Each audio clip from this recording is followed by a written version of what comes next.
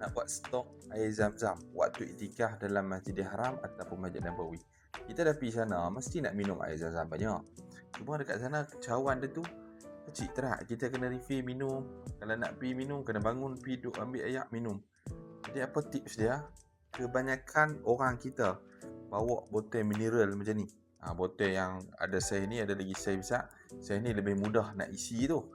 Tapi biasa bawa saiz besar tu susah sikit nak isi. Tapi yang ni pun lebih kurang macam sama satu gelas juga. Cuma saya ada baru beli satu benda ni. Ni. Dia orang panggil apa? Botol air yang kita boleh tekan, dia boleh besar. Mari kita tengok. Ni, saya beli tak main mana ni. Okey. Ni dia lipat, kita boleh buka dia, tengok. Jadi macam ni, besar macam ni. Isi mudah nak isi air. Dia macam plus. Dan kalau kita nak minum nanti, buka dekat atas ni saja. Dia macam plus air. Cuma kalau plus kita bawa plus tu yang keras, kita nak letak dalam beg kan, dia besar dan kita nak isi air tu susah. Jadi kalau yang ni mudah. Kita hanya lipat macam ni, masukkan dalam beg, senang.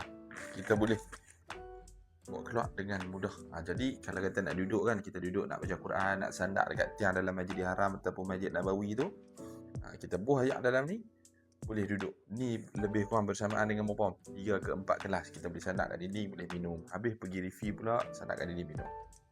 Jadi harap membantu, harap bermanfaat. Siapa nak yang macam ni juga, boleh klik dekat beg kuning. Saya letak kat beg kuning tu. Okay, jangan lupa like, komen dan share.